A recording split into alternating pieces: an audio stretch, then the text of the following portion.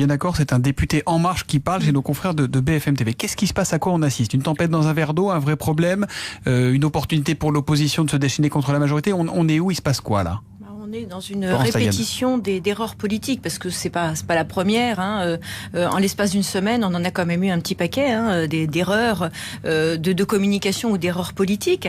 En l'occurrence, là, dans le propos de ce député, il est quand même surprenant de l'entendre dire que la question qui se pose, c'est est-ce qu'on va faire un autre quinquennat? Enfin, le quinquennat, il est loin d'être terminé. On est à peine à la moitié.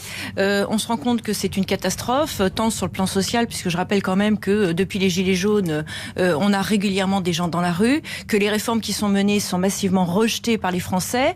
Et mais le chômage baisse comme jamais. Oui, enfin, le chiffre du chômage de la catégorie A baisse, mais on se rend compte qu'il y a une augmentation aussi de la précarisation des salariés. Donc on peut reprendre les chiffres. Sur les derniers chiffres, ça baisse. Sur les oui, sur les chômages, voilà. Mais il y a une augmentation de la création d'auto-entrepreneurs et en l'occurrence, il n'y a que 10% d'auto-entrepreneurs qui peuvent se dégager l'équivalent d'un SMIC. Donc on ne peut pas parler d'une amélioration des conditions de vie. Et en l'occurrence, ce qui est important, ce ne sont pas les chiffres. Ce ne sont pas avec les chiffres qu'on arrive à dire si les gens sont heureux ou pas, mais c'est bien en étant au contact des personnes, en faisant preuve d'empathie, ce que ce gouvernement ne fait pas aujourd'hui.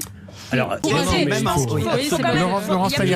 a plusieurs choses qu'il faut quand même expliquer. C'est que d'abord, le parlementaire n'a pas la possibilité en lui-même d'engager des finances publiques. Donc, dès lors qu'il y ait qu'une modification de loi, puisqu'il y avait déjà une loi qui existait, qui proposait un congé parental, enfin un congé pour deuil de 5 jours, il pouvait l'allonger, mais ne pouvait pas aller engager des financements publics. Donc, c'était lors de la commission des lois que le gouvernement aurait dû réfléchir à ce financement et dire on va le faire autrement.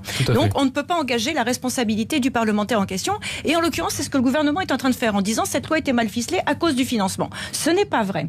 La deuxième chose, c'est que ces députés sont quand même extrêmement lâches, puisque tous vont reprendre cette argumentation en disant c'est pas notre faute, c'est parce que justement la loi a été mal ficelée. Donc je pense que c'est important aussi de rappeler que les éléments de langage qui sont utilisés sont complètement tronqués.